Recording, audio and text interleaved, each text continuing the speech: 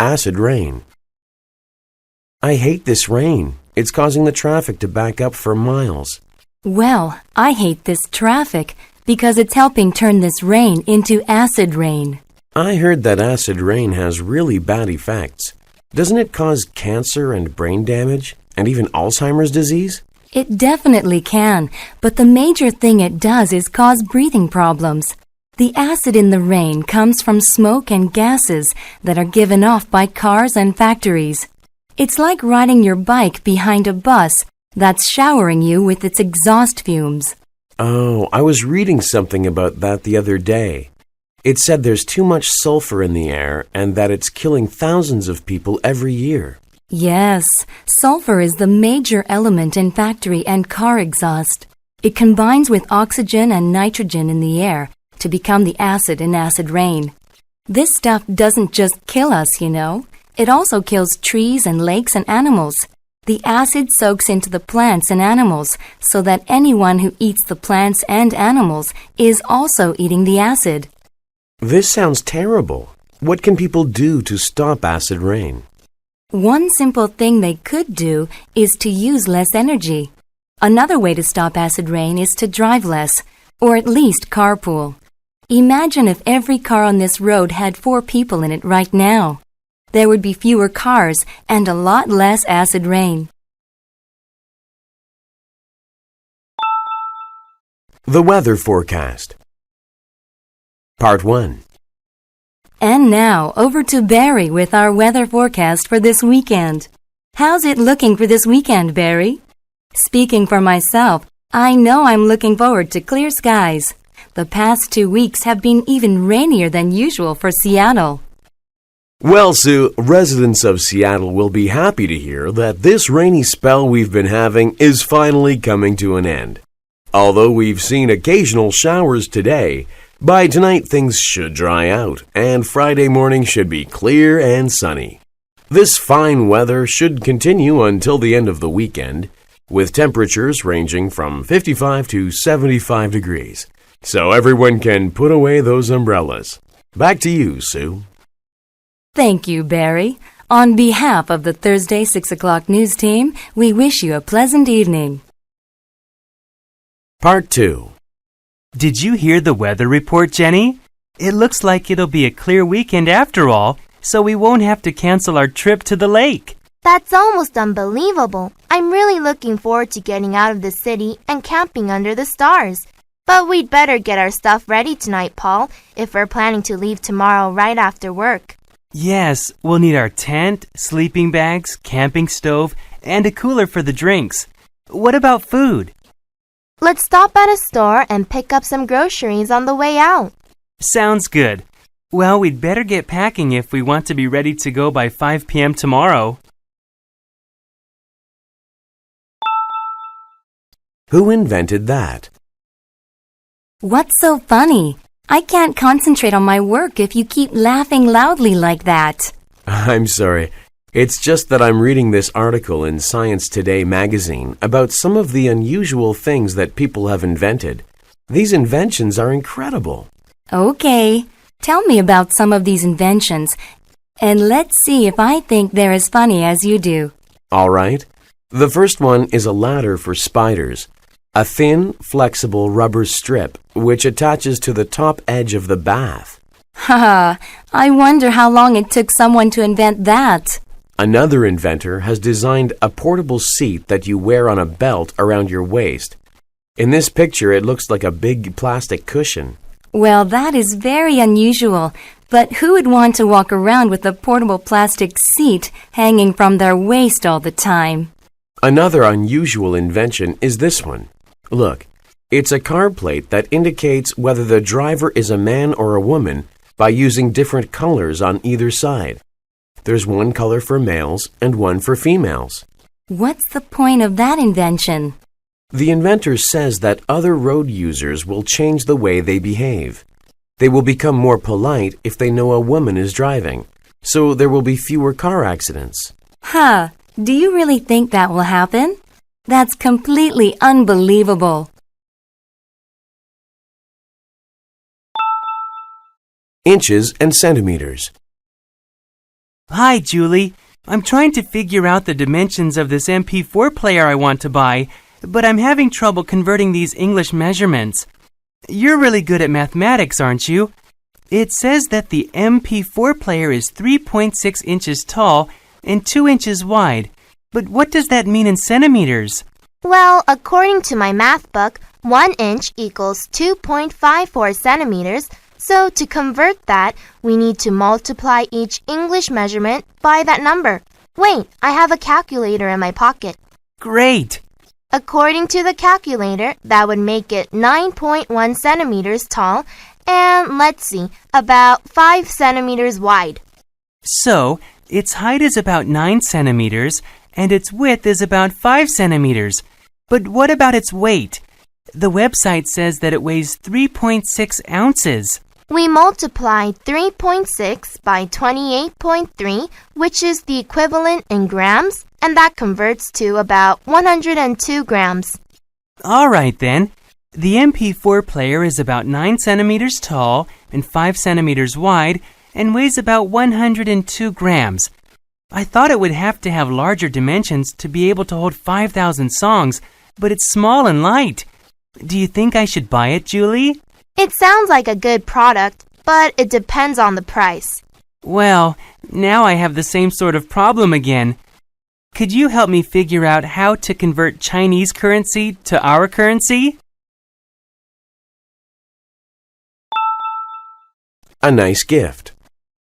We've been invited to Lisa and Tom's wedding in August, so we need to get them a present. Do you have any ideas about what to buy them? I don't know. I'm not very good at buying gifts for people. What do you usually buy people for wedding gifts? I'd like to buy something that they have especially asked for. Most couples who are getting married go to several department stores and make a list of what they would like, and the stores put the list into a computer system. Then you can go and print out the list and choose something that they would like. Are Lisa and Tom registered somewhere? Yes, they are registered at 2 department stores. I've already printed out their list from one store. What have they asked for? Well, they have asked for different things for their new house. They would like towels, linens, decorations for the house, small appliances for the kitchen, china, silverware, crystal glasses, garden tools, and a patio set. Wow, that's a lot of stuff. How should we decide what to get them? They have listed a coffee maker as one of the things they want, so why don't we buy them a nice coffee maker? Okay, how much is it? It's $40.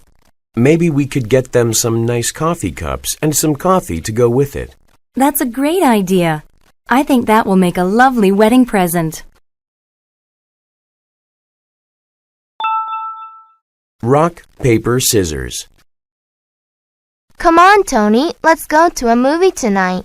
We went to a movie on Saturday, Mary, but we haven't gone bowling for a long time. I know. Let's play rock, paper, scissors to decide. Rock, paper, scissors? It sounds like an interesting sort of game. How do you play it? First, we each make a fist with our right hand, and then we shake our fists at the same time. 1, 2, 3. On the count of 3, you can keep your hand in a fist. That's rock. Or open your hand with the palm flat. That's paper. Or keep your fist but put out your first and middle fingers. That's scissors. The winner is the person who has the stronger item. That sounds stupid, because rocks are stronger than paper and scissors, so the rock will win every time. That's true in real life, Tony, but that's not how it works in this game. Rock can break scissors, but rock can be covered by paper, and paper can be cut by scissors.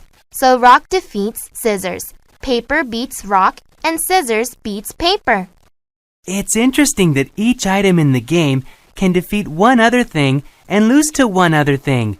I wonder who invented this game. I don't know, but it's played all over the world. There's even a rock, paper, scissors world championship that has been held every year in Europe since 1934.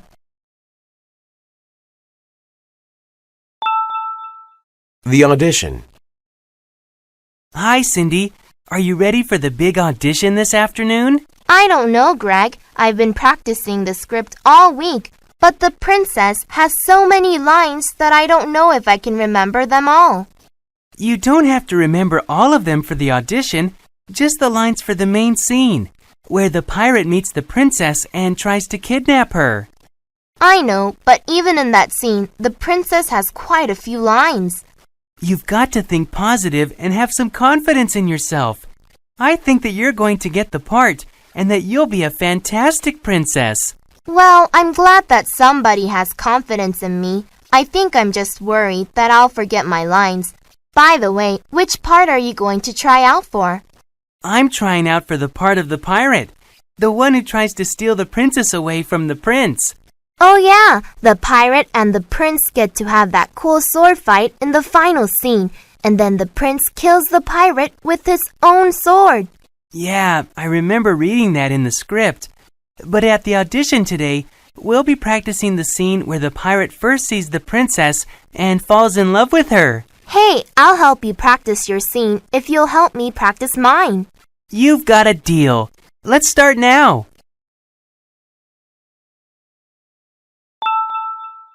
Add, subtract, multiply, and divide. Hello there, Terry. How are you doing? Not too well. I'm really having trouble figuring out this arithmetic assignment. I can add and subtract pretty well, but without a calculator, it's difficult for me to multiply and divide. Hey, Olaf, I heard that you're excellent in math. My technique is that I try to imagine pictures in my mind, so the numbers aren't just figures on a page, but something I can apply to real life. One way I do this is to imagine the numbers as if they were money. For example, if the equation is 753 minus 236, I think about $7.53 minus $2.36. It's $5.17 or 517. Easy! Wow, that does seem easier for adding and subtracting. But how do you apply this technique to multiplying and dividing? Okay, suppose the equation is 200 times 30. 30 is 3 groups of 10. So first I imagine 10 groups of people standing in a large field. Next to each group is a sign with the number 200 on it. At the front of the field is a huge sign with the number 2000 on it because 200 times 10 equals 2000, right? But the problem requires 200 times 10 3 times. So I just add 2 more fields of people to my picture with 2 more signs that say 2000. Now I have 2000 times 3. The answer is 6000. I spy. Dad, this is so boring, just sitting back here with nothing to do. Playing a game is a fun way to pass time on a long car trip. Okay, but what kind of game can we play when we're going 70 miles an hour in a car? Well, when I was young, we used to play a game in the car called I Spy. One person decides on an object that he or she can see and tells us its color. Then the rest of us have to ask yes or no questions to try and find out what it is. I'll go first, and I spy something that's... Hey, I wanted to go first. Billy, let your sister begin. Remember, it's considered good manners to let girls and younger children have their turn ahead of us. Yeah, remember your manners, stupid. Betsy, it's also good manners to treat each other with respect and not to call people names. I think you need to apologize to your brother. I'm sorry, Billy. Let's start, okay? I spy something small and green. It's on the steering wheel and... Stop, Betsy. Dad said that you're only supposed to tell us its color, not its size or location or anything else. Oh no, I forgot. That's okay, honey. Everybody makes mistakes. Remember the saying, if at first you don't succeed, try again. Okay, let me try again. I spy something... What's in a name? Sai, do you have a local driver's license that we can rent the car with for our trip this weekend? Sure, Jen. Here you are. It says here that your name is Sarang Patel, but I thought your first name was Sai. Sai is my nickname, and Sarang is my given name. It means navigator in Hindi. At the time I was born, things were confusing and difficult for my family in India. My parents wanted a son who could lead and guide our family to success. Well, I just hope you can lead and guide all of us to the beach this weekend. Ha ha, very funny. So, your nickname is Jen, and your given name's Jennifer. Do you know how you got that name? Actually, I was named after my father's grandmother, Guinevere. Wasn't Guinevere the wife of King Arthur in that old story from England? Yes, she was. And her name means pure. It's interesting how people get their names. In India, we don't name children after their relatives like they do in America. To me, it's strange to see names like Jack Johnson Jr. and George Bush Sr. Usually, it's a way to show respect for a person, but some people make it ridiculous. You've heard about George Foreman, the famous boxer, haven't you? No. Well, he had 5 boys, and he named each one of them George, after himself. It must be confusing when the phone rings at his house.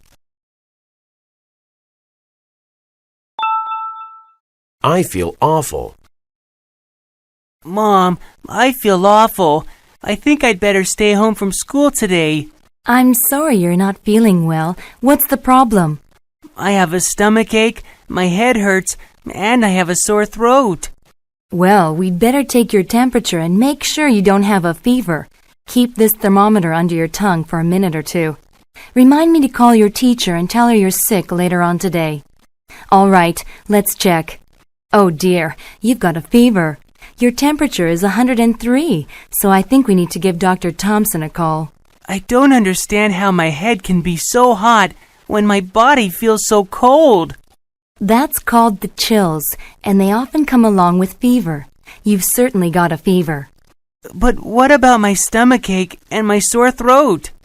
Well, that's another reason we need to go see Dr. Thompson, because when you have a stomachache, fever, chills, and a sore throat, it usually means that you have something more serious than a common cold.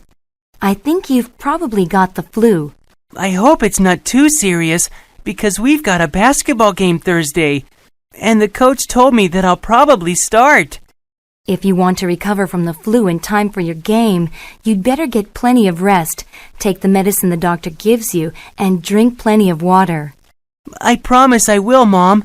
But let's go and see Dr. Thompson now. A nice cup of tea.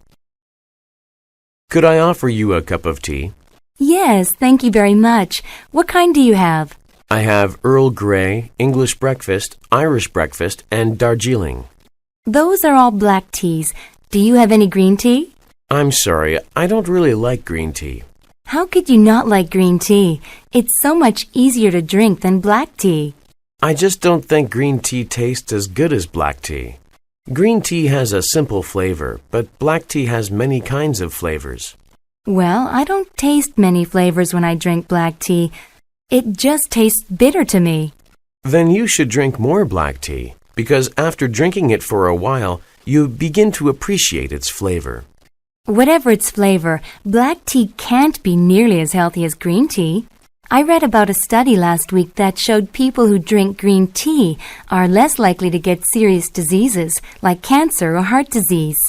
Well, history tells us that in the past, good black tea has been considered more valuable than gold. Wars have been started over it. Really? Which wars? The American Revolution. The American Revolution had nothing to do with tea. One of the things that started the Revolutionary War was an incident where a group of Americans dumped a British shipment of tea into the ocean in Boston. This was called the Boston Tea Party, and it had nothing to do with green tea. Moving. Hey, Sheena, I haven't seen you for ages. What's new? Where are you going with all those suitcases? Hi, Mark. It's been a while since the last time we ran into each other. I'm bringing these suitcases home to pack because my family is preparing to move across the bay to Port Anderson. Really? How are you going to transport all your furniture? I'm not sure. I considered hiring a moving van, but someone told me it might be more convenient to rent a huge container and ship everything across. The details are a bit complicated because we've got so many boxes.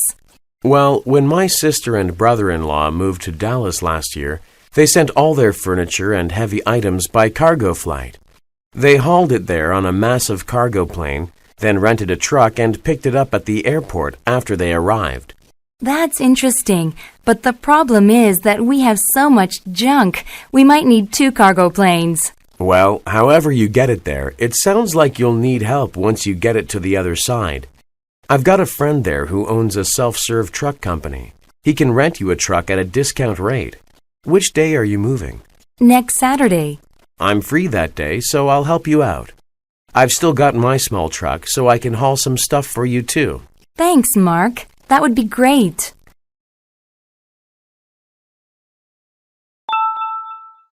Going on vacation. Hey, Carl. I'm surprised to see you here. Jeremy told me that you were on vacation. Hi, Shelley. We were visiting some relatives in Sydney, but we returned last night. Oh, I've wanted to go to Australia ever since I was little. Tell me what it was like. It was fantastic. We fed kangaroos, walked through rainforests, and swam in the ocean. What was really great was when we took a train to Brisbane to see the Great Barrier Reef. I've heard that flights to Australia are pretty expensive. My dad knows someone who works for Qantas Airlines, so we were able to get a good deal. The tickets were only $800 per person for a round trip. Wow, that is a good deal. When we went on vacation to Bangkok last year, it cost $1,000 for a round-trip ticket, and Thailand's closer than Australia. What did you like best about Thailand? Well, the food was delicious, and riding elephants was exciting, but I'd have to say that the beach was the best part. The only unpleasant part of the trip was after we got home, when we found out that the airline had lost some of our luggage. My father's suitcase and my sister's backpack were missing. So the airline lost 2 pieces of luggage? How long did it take you to get them back? 3 days. But the good news is that when they finally found them, they delivered them right to our front door.